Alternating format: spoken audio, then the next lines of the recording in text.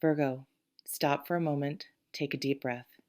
I need you to listen, not with the analytical part of your mind that's already running scenarios and making lists, but with that quieter, deeper place in your chest where you feel the first tremor of something real.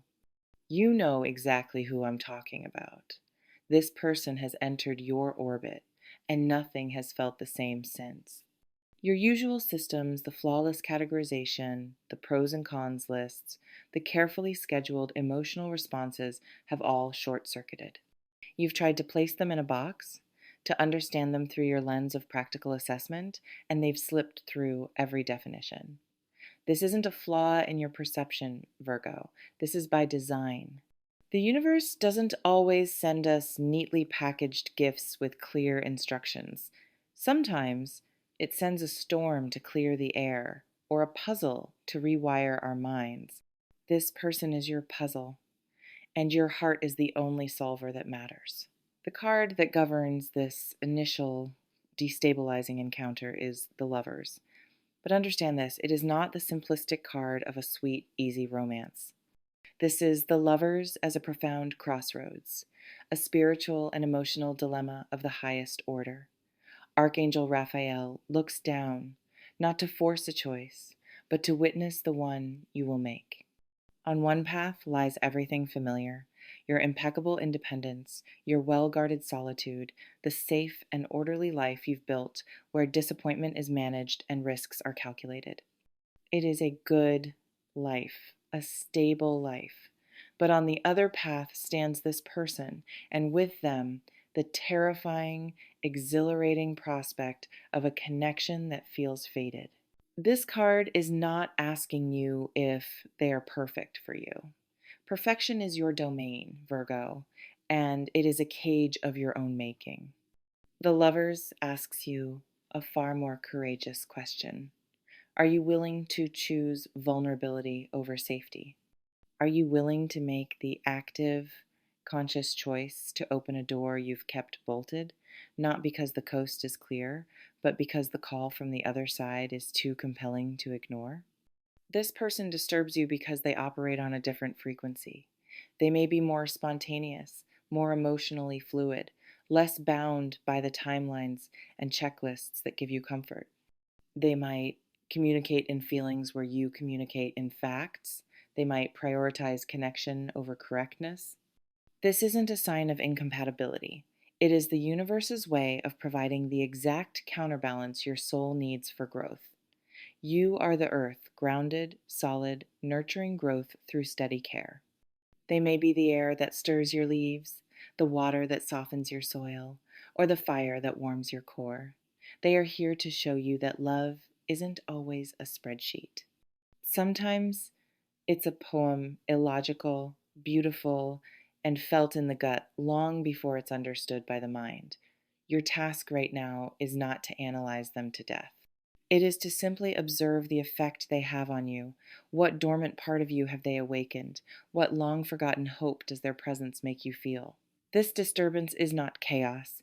It is the stirring of life. Now, let's look beneath the surface of the attraction, the nerves, the what ifs. This connection isn't random. If it feels karmic, heavy with meaning, or strangely familiar even though you've just met, there's a reason. The energy here speaks of a soul contract, a preordained agreement to meet at this specific point in your journeys to facilitate profound healing and evolution for you both. This is where the fear comes in, Virgo. Your instinct might be to walk away because the intensity feels like too much, because you see the potential for pain as clearly as you see the potential for joy. But walking away from a soul contract doesn't void it. It only postpones the lesson, and you will meet it again in another form, perhaps with even greater difficulty. The card that illuminates this deeper layer is the Temperance card. This is the masterpiece of alchemy. Here, the angel stands with one foot in the waters of the subconscious and one on the solid earth, patiently blending the waters between two cups. This is you and this person. You are being called to a divine experiment in balance. Your healing together will come from blending your opposite qualities. Where you are critical, they may offer unconditional acceptance. Where they are scattered, you offer grounding stability. Where you overthink, they may pull you into the present moment. Where they are impulsive, you offer thoughtful counsel. This relationship, if you choose it, will not be a peaceful, stagnant pond. It will be a dynamic, flowing river that shapes both of your banks. The angel of temperance doesn't promise no conflict. It promises that through the conscious blending of your differences, you will both create something sacred and whole, a third, transcendent energy that is the relationship itself. So, what is the core healing? For you, Virgo, it is likely the deep-seated belief that you must earn love through service, through perfection, through being useful. This person, by their very attraction to you, may reflect back a different truth, that you are worthy of love simply for being you. Your mind, your heart, your quirks, your messy humanity, all of it. They may love the parts of you that you consider unpolished. In turn, you may offer them a sense of security and unwavering loyalty they've never known. You are being asked to heal your relationship with imperfection, with surrender, with trust. This is your soul's curriculum right now.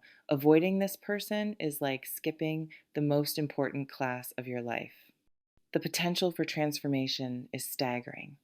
It's the kind of love that doesn't just make you happy, it makes you new.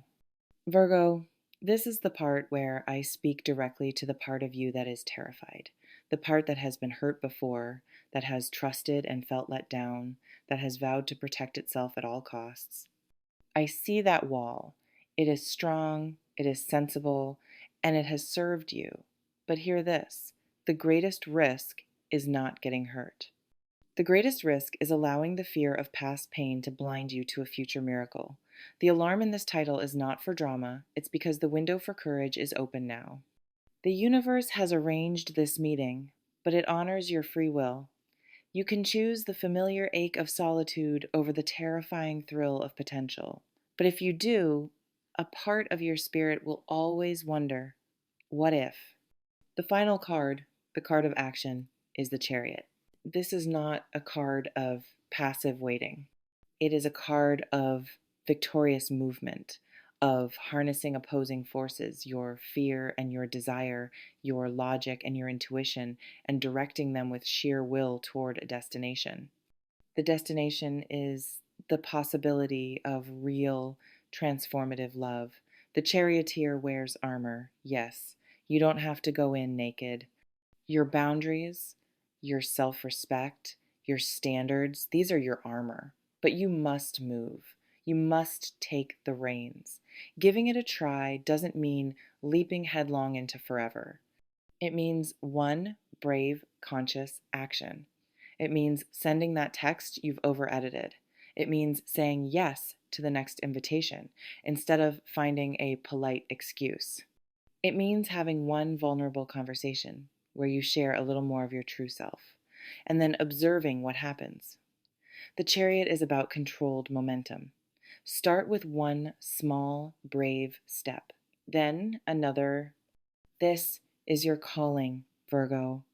Not to be perfect, but to be brave. Not to have all the answers, but to ask a beautiful question with your heart. This person could be a chapter, or they could be the whole story. You will never know if you refuse to read the first page.